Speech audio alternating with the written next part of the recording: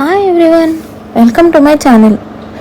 ఈరోజు మనం మనశ్శాంతికి మార్గం గురించి తెలుసుకుందాం. మారుతున్న కాలంతో పాటు మంచి లైఫ్ స్టైల్లో చాలా మార్పులు వచ్చాయి. Like food, physique, sleep timings, శారీరక శ్రమ. అంటే ఈ పాత రోజుల్లో చూడండి, ఇప్పుడు పిండి రుబ్బేవారు, బట్టలు ఉతికేవారు, and they use to do dishes చేతులతో. ఇవన్నీ కూడా వాళ్ళు physical, that was a form of a physical exercise. కానీ ఇప్పుడు మనకి మొత్తం అన్ని మెకనైజ్డ్గా అయిపోవడంతో దెర్ ఇస్ నో శారీరక శ్రమ. సో ఇలా చాలా చేంజెస్ వచ్చాయి మనకి.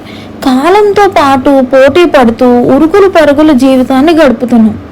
ఇప్పుడు మానసిక ఒత్తిడి లేని మనిషి అంటూ లేడంటున్నారు సైకాలజిస్ట్.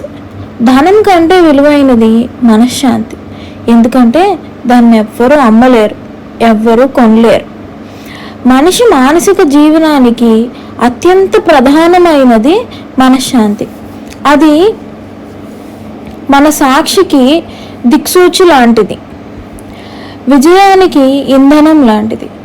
నమ్మిన విలువలను కట్టుబడి ఉన్నప్పుడు, జీవితం సమస్యలతో సాగుతున్నప్పుడు నిజమైన మనశ్శాంతికి నిర్వచనం అర్థమవుతుంది. మనశ్శాంతి మనిషికి ఉన్న సహజ లక్షణం. అది అదృష్టం వల్ల వచ్చేది కాదు, దురదృష్టం వల్ల పోయేది కాదు. అది మానసిక ప్రశాంతతకు మూల కేంద్రం. దాన్ని కాపాడుకోవడం తెలిస్తే అడ్డుపడేది ఏదైనా వాటంతట అవే తొలగిపోతాయి. వాటి ప్లేస్లో ప్రజ్ఞత చిగురిస్తుంది.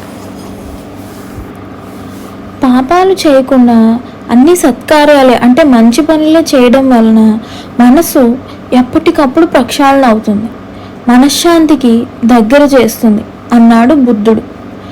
మనిషి అరిషడ్ వర్గాలకు దూరంగా ఉన్నప్పుడే ప్రశాంతతకు దగ్గరగా ఉండగలడు. అరిషడ్ వర్గాలు అంటే కామ, క్రోధ, లోభ, మద, మోహ వాత్సల్యాలు అన్నమాట.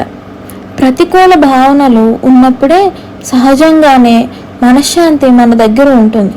వాటికి దూరంగా ఉంచడం మనశ్శాంతి కోసం చేసే సాధనలో కీలకమైన ప్రక్రియ. ముందుగా మనలో మనశ్శాంతికి, అశాంతికి కారణం ఏమిటో తెలుసుకోవాలి.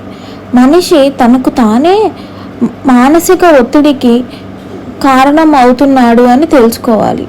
నేడు మనశ్శాంతి లేదంటూ ఎంతోమంది యూత్ దారి తప్పుతున్నారు.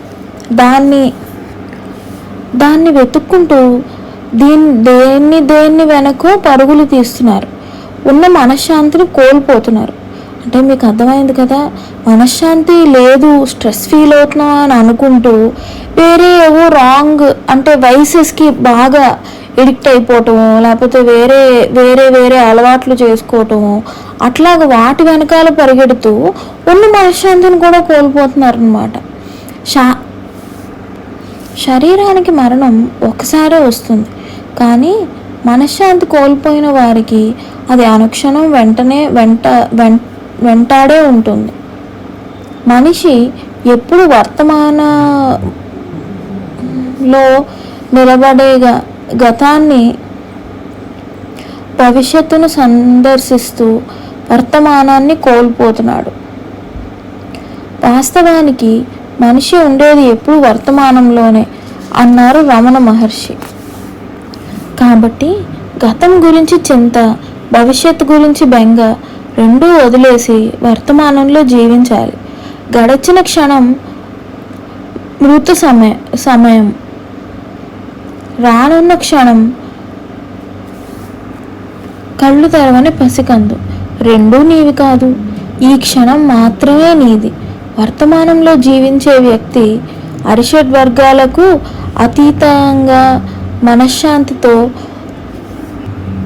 అలౌకిక ఆనందంలో జీవిస్తాడు. ఈ వీడియో కనుక మీకు నచ్చినట్టయితే please like, share and subscribe. Thank you.